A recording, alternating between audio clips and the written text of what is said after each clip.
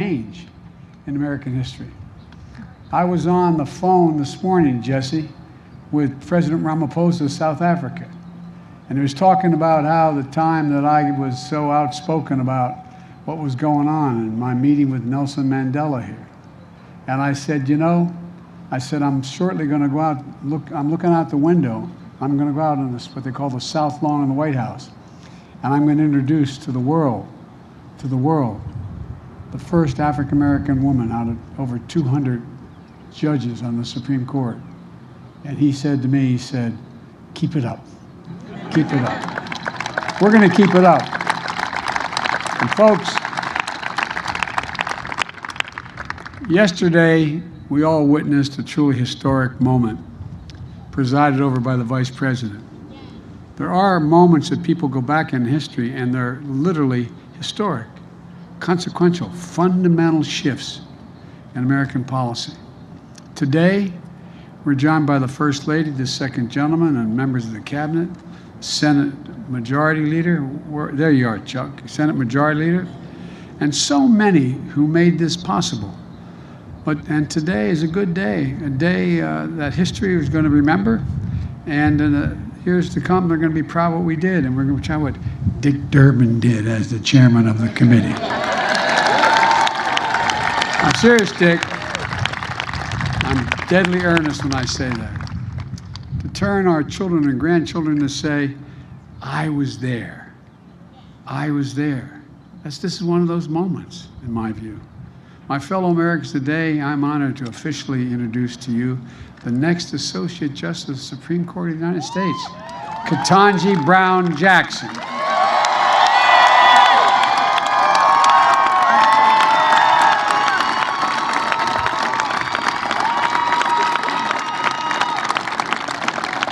After more than 20 hours of questioning at her hearing and nearly 100 meetings, she made herself available to every single senator who wanted to speak to her and spoke for more than just a few minutes, answered their questions in private as well as before the committee.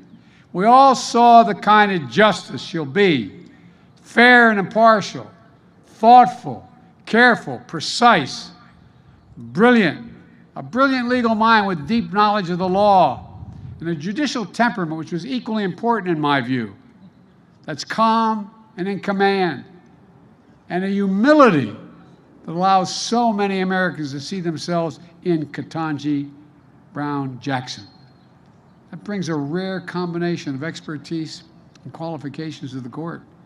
A federal judge who has served on the second most powerful court in America, behind the Supreme Court. A former federal public defender with the ability to explain complicated issues in the law in ways everybody, all people can understand. A new perspective. When I made the commitment to nominate a black woman to the Supreme Court, I could see this day. I literally could see this day because I thought about it for a long, long time. As Jill and Naomi will tell you, I wasn't going to run again. But when I decided to run, this was one of the first decisions I made. I could see it. I could see it as a day of hope, a day of promise, a day of progress. A day when, once again, the moral arc of the universe, as Barack used to quote all the time, bends a little more toward justice. I knew it wouldn't be easy, but I knew the person I nominated would be put through a painful and difficult confirmation process. But I have to tell you, what Judge Jackson was put through was well beyond that. There was verbal abuse, the anger, the constant interruptions, the most vile, baseless assertions and accusations. In the face of it all, Judge Jackson showed the incredible character and integrity she possesses. Poise.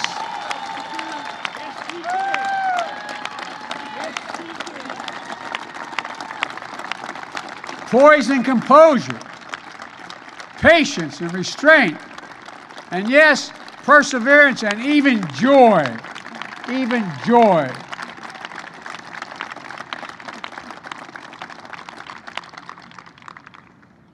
Ketanji, or I'm not going to be calling you that in public anymore.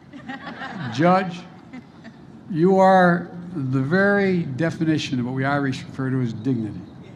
You have enormous dignity, and it communicates to people. It's contagious, and it matters. It matters a lot. Maybe that's not surprising if you look who sat behind her during those hearings. Her husband, Dr. Patrick Jackson, and his family. Patrick, stand up, man. Stand up. Talia and Layla, stand up. I know it's embarrassing the girls. I'm going to tell you what Talia said. I said to Talia, it's hard being the daughter or the son of a famous person. I said, imagine what it's like being president. She said, she may be. I couldn't agree more. Thank you, thank you, thank you, thank you. And Ketanji, her brother, a former police officer and a veteran. Ketanji, stand up, man. This is a man who looks like he can still play, buddy. He's got biceps about as big as my calves. Thank you, bud. Thank you, thank you, thank you. And of course, her parents, Johnny and Elroy Brown. Johnny, all right, stand up.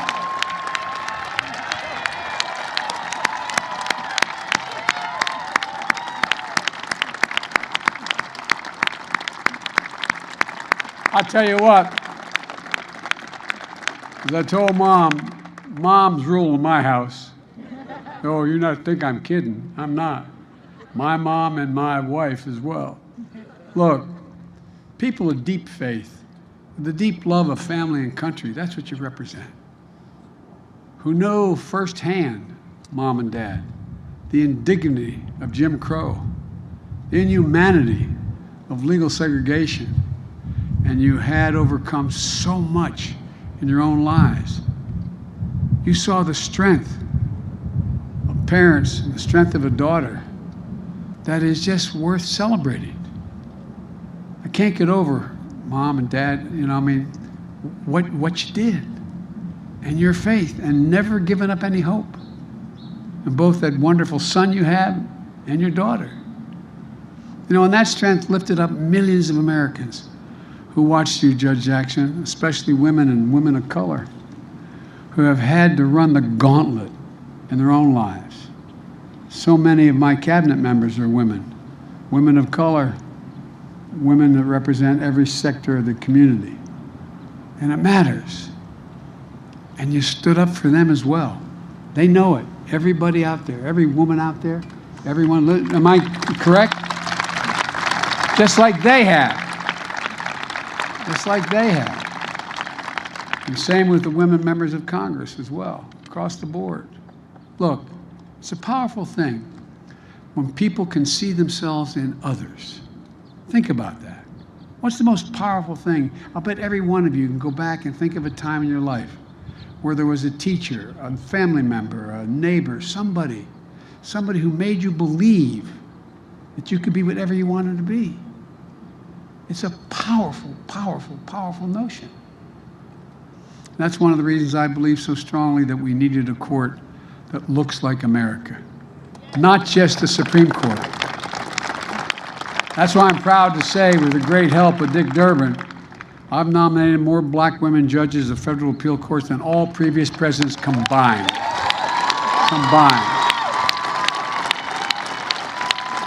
That's why I'm proud that Kamala Harris is our Vice President of the United States. A brilliant lawyer, the Attorney General of the state of California, former member of the Senate Judiciary Committee. Kamala was invaluable during this entire process.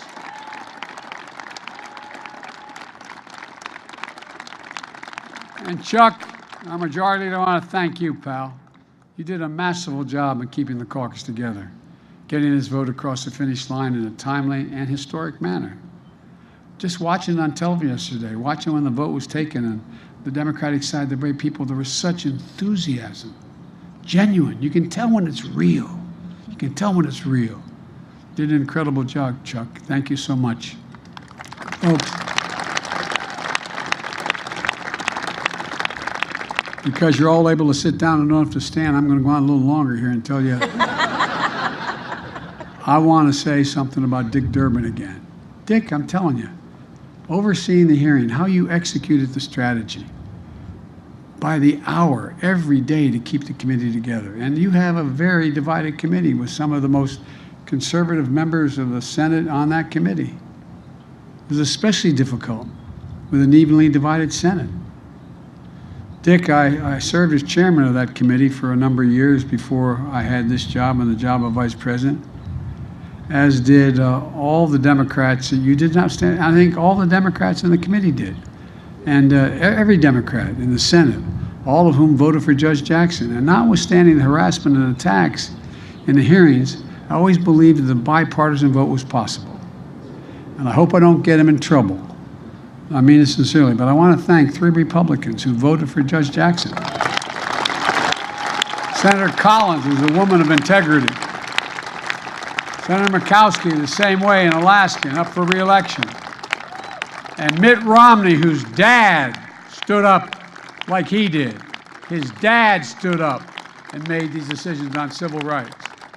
They deserve enormous credit for setting aside partisanship and making a carefully considered judgment based on the judge's character, qualifications, independence. And I truly admire the respect, diligence, and hard work they demonstrated in the course of the process. As someone who's overseen, they tell me, more Supreme Court nominations than anyone who's alive today, I believe that respect for the process is important. And that's why it was so important to me to meet the constitutional requirement to seek the advice and the consent of the Senate. The advice beforehand and the consent. Judge Jackson started the nominating process with an impressive range of support, from the FOP to the civil rights leaders. Even Republican-appointed judges came forward. In fact, Judge Jackson was introduced to the hearing by Judge Thomas Griffin, the distinguished retired judge appointed by George W. Bush. She finished the hearing with among the highest levels of support of the American people of any nomination in recent memory. So soon, Judge Jackson will join the United States Supreme Court, and like every justice, the decisions she makes will impact on the lives of America for a lot longer in many cases than any laws we all make. But the truth is, she's already impacting the lives of so many Americans. During the hearing, Dick spoke about a custodial worker who works the night shift at the Capitol. Her name is Verona Clemens. Verona, where are you? Stand up, Verona. I wanted to see. You don't mind. She told him what this nomination meant to her. So he invited Ms. Clemens to attend the hearing because she wanted to see, hear, and stand by Judge Jackson.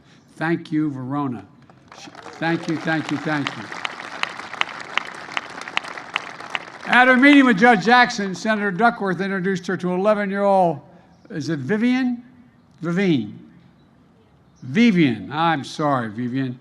That's hers. That's your sister. He's pointing. Who was so inspired by the hearing, she wants to be a Supreme Court justice when she grows up. God love you. Stand up, honey. Am I going to embarrass you by asking you to stand up? Come on, stand.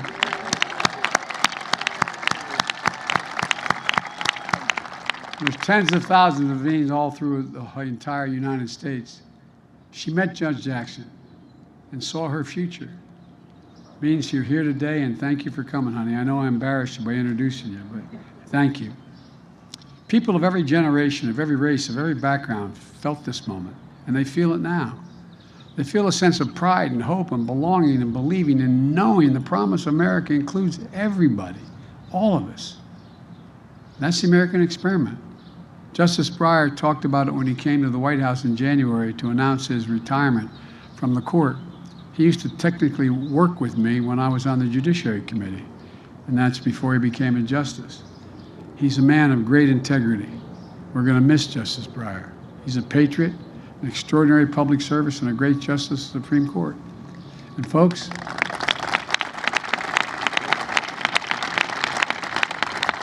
let me close with what I've long said. America is a nation that can be defined in a single word. I was in the foothills of the Himalayas with Xi Jinping. traveling with him. I guess we traveled 17,000 miles when I was vice president. I don't know that for a fact. And we were sitting alone. I had an interpreter and he had an interpreter. And he looked at me in all seriousness. He said, "Can you define America for me?" And I said what many of you heard me say for a long time. I said, "Yes, I can. In one word, possibilities. Possibilities. That in America, everyone should be able to go as far as their hard work and God-given talent will take them. And possibilities. We're the only ones. That's why we're viewed as the ugly Americans. We think anything's possible." And the idea that a young girl who was dissuaded from even thinking you should apply to Harvard Law School, don't raise your hopes so high. Well, I don't know who told you that, but I'd like to go back and invite her to the Supreme Court. She can see the interior. Look, even the Supreme Court of the United States of America. Now, folks, it's my honor, and it truly is an honor. I've been looking forward to it for a while, to introduce you the next Associate Justice of the United States Supreme Court, the Honorable Ketanji Brown Jackson.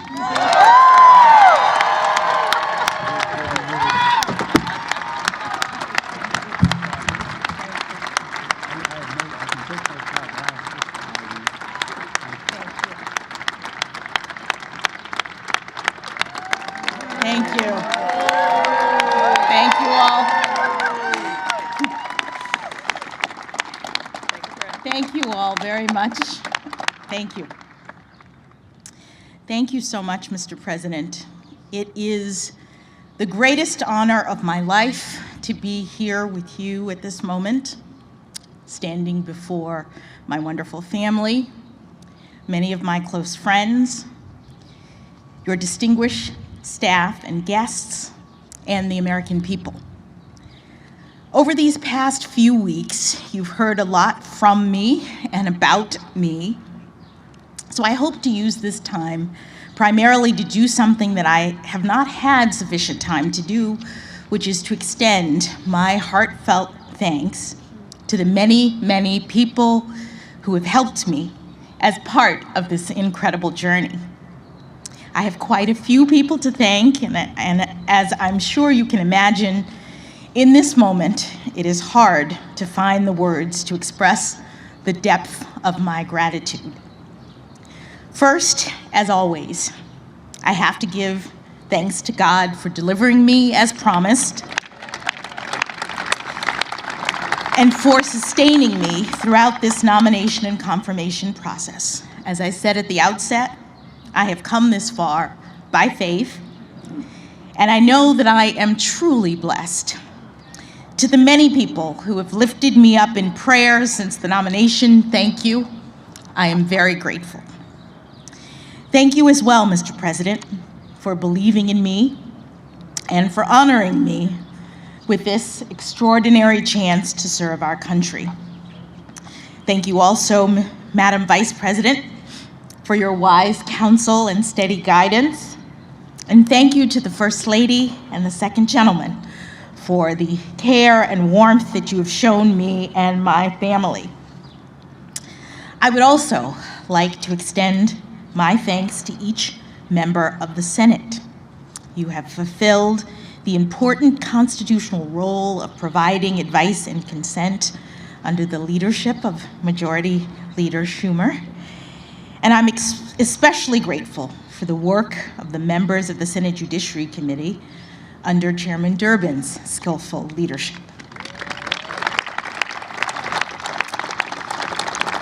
As you may have heard, during the confirmation process, I had the distinct honor of having 95 personal meetings with 97 sitting senators. And we had substantive and engaging conversations about my approach to judging and about the role of judges in the constitutional system we all love. As a brief aside, I will note that these are subjects about which I care deeply. I have dedicated my career to public service because I love this country and our Constitution and the rights that make us free. I also understand from my many years of practice as a legal advocate, as a trial judge, and as a judge on a court of appeals, that part of the genius of the constitutional framework of the United States is its design, and that the framers entrusted the judicial branch with the crucial but limited role. I've also spent the better part of the past decade hearing thousands of cases and writing hundreds of opinions, and in every instance, I have done my level best to stay in my lane and to reach a result that is consistent with my understanding of the law and with the obligation to rule independently without fear or favor. I am humbled and honored to continue in this fashion as an Associate Justice of the Supreme Court of the United States, working with brilliant colleagues, supporting and defending the Constitution, and steadfastly upholding the rule of law.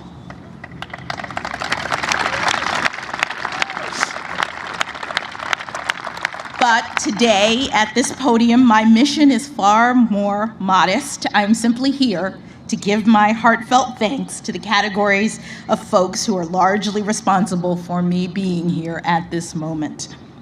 First, of course, there is my family. Mom and Dad, thank you, not only for traveling back here on what seems like a moment's notice, but for everything you've done and continue to do for me. My brother Ketanji is here as well. You've always been an inspiration to me as a model of public service and bravery, and I thank you for that. I love you all very much.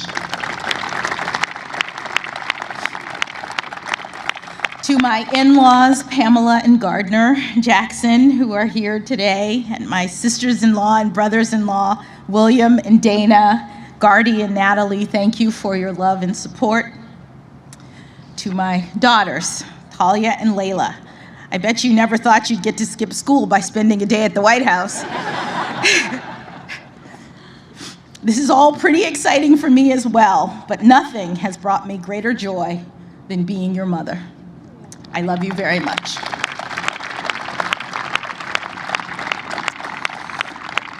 Patrick, thank you for everything you've done for me over these past 25 years of our marriage. You've done everything to support and encourage me, and it is you who've made this moment possible.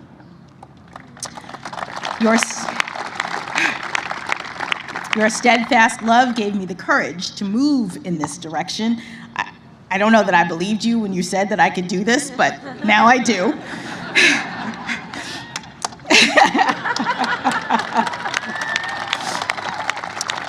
And for that, I'm forever grateful. In the family category, let me also briefly mention the huge extended family, both Patrick's and my own, who are watching this from all over the country and the world. Thank you for supporting me. I hope to be able to connect with you personally in the coming weeks and months. Moving on briefly to the second category of people that warrant special recognition, those who've provided invaluable support to me professionally in the decades prior to my nomination, and the many, many friends I have been privileged to make throughout my life and career. Now, I know that everyone who finds professional success thinks they have the best mentors, but I truly do. I had 3 inspiring jurists for whom I had the privilege of clerking: Judge Patty Saris, Judge Bruce Selya, and of course, Justice Stephen Breyer. Each of them is an exceptional public servant, and I could not have had better role models for thoughtfulness, integrity, honor, and principle, both by word and deed. My clerkship with Justice Breyer in particular was an extraordinary gift, and one for which I've only become more grateful with each passing year. Justice Breyer's commitment to an independent, impartial judiciary is unflagging. And for him, the rule of law is not merely a duty, it is his passion.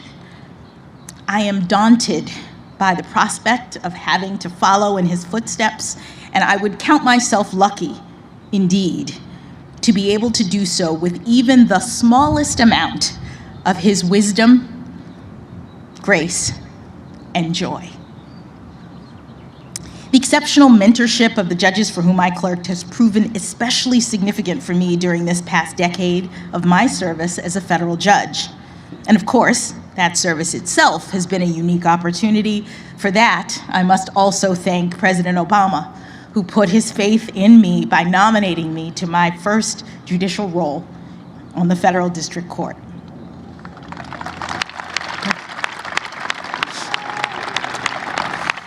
This brings me to my colleagues and staff of the Federal District Court in Washington, D.C. and the D.C. Circuit. Thank you for everything. I am deeply grateful for your wisdom and your battle-tested friendship through the years. I also want to extend a special thanks to all of my law clerks, many of whom are here today, who have carved out time and space to accompany me on this professional journey. I'm especially grateful to Jennifer Gruda, who has been by my side since nearly the outset of my time on the bench and has promised not to leave me as we take this last big step.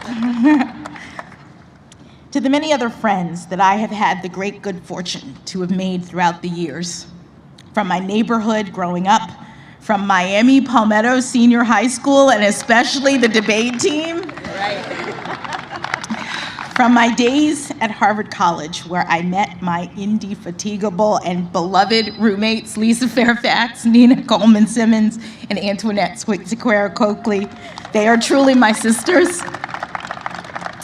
To my time at Harvard Law School and the many professional experiences that I've been blessed to have since graduation, thank you. I have too many friends to name, but please know how much you've meant to me and how much I have appreciated the smiles, the hugs, and the many atta-girls that have propelled me forward to this day. Finally, I'd like to give special thanks to the White House staff and the special assistants who provided invaluable assistance in helping me to navigate the confirmation process. My trusted Sherpa, Senator Doug Jones, was an absolute godsend.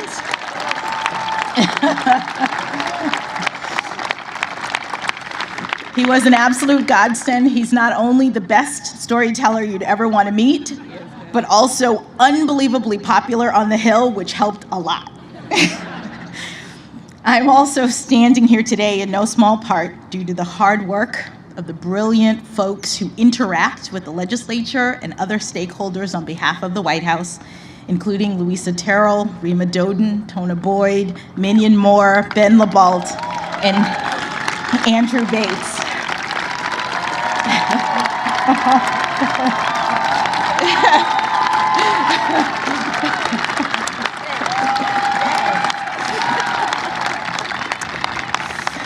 I am also particularly grateful for the awe-inspiring leadership of White House counsel Dana Remus.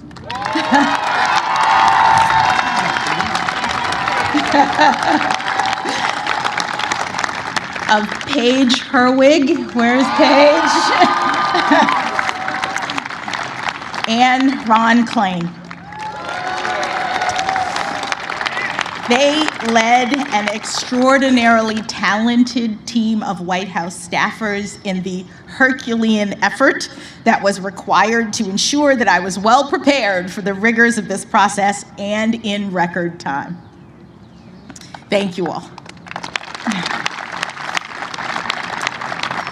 Thank you as well to the many, many kind-hearted people from all over this country and around the world who have reached out to me directly in recent weeks with messages of support. I have spent years toiling away in the relative solitude of my chambers with just my law clerks in isolation, so it's been somewhat overwhelming in a good way to recently be flooded with thousands of notes and cards and photos expressing just how much this moment means to so many people. The notes that I've received from children are particularly cute and especially meaningful because more than anything, they speak directly to the hope and promise of America. It has taken 232 years and 115 prior appointments for a Black woman to be selected to serve on the Supreme Court of the United States.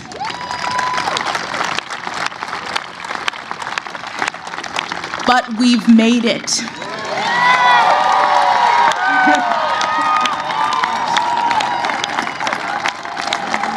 We've made it, all of us, all of us.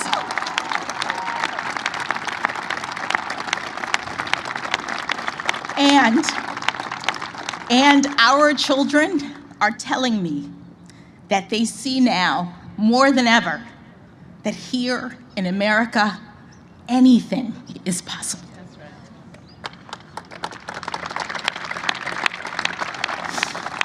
They also tell me that I'm a role model, which I take both as an opportunity and as a huge responsibility.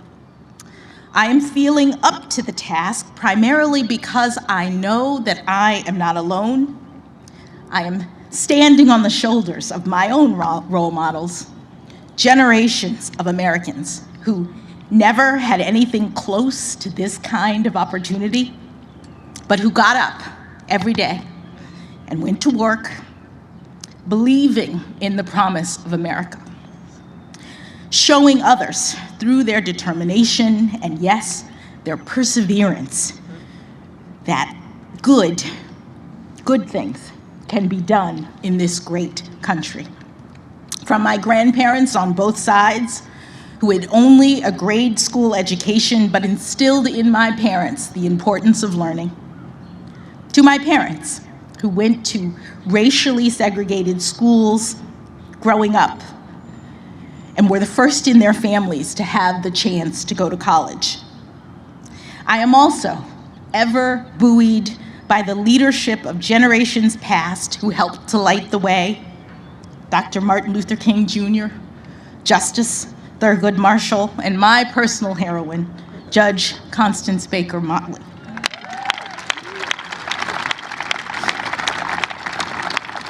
They and so many others did the heavy lifting that made this day possible. And for all of the talk of this historic nomination and now confirmation, I think of them as the true path breakers. I am just the very lucky first inheritor of the dream of liberty and justice for all.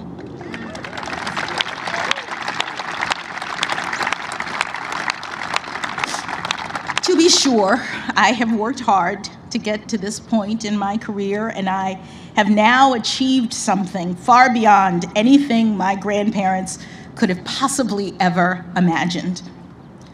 But no one does this on their own. The path was cleared for me so that I might rise to this occasion. And in the poetic words of Dr. Maya Angelou, I do so now while bringing the gifts my ancestors gave.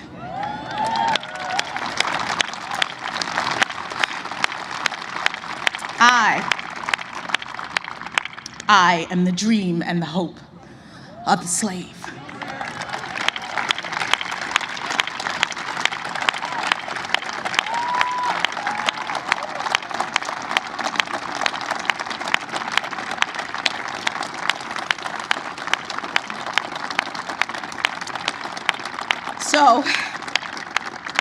So as I take on this new role, I strongly believe that this is a moment in which all Americans can take great pride. We have come a long way toward perfecting our union. In my family, it took just one generation to go from segregation to the Supreme Court of the United States.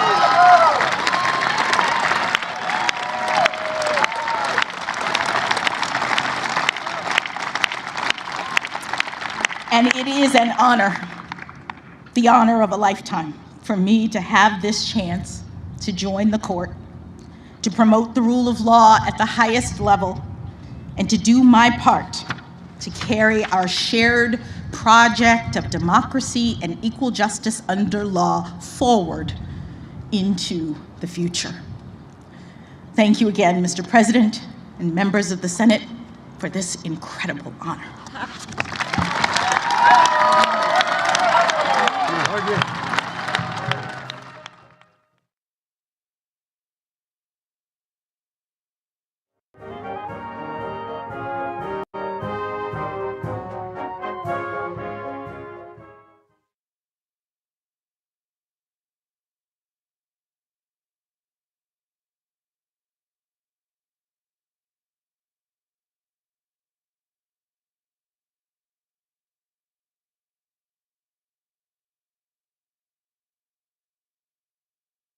Read between the lines. The fine print shows this isn't real. 11 Alive News Verify, where you know what's fact and what's fiction. Watch weekdays at 5, 6, and 11 p.m. Weather can't run from the 11 Alive Thunder Truck. A mobile weather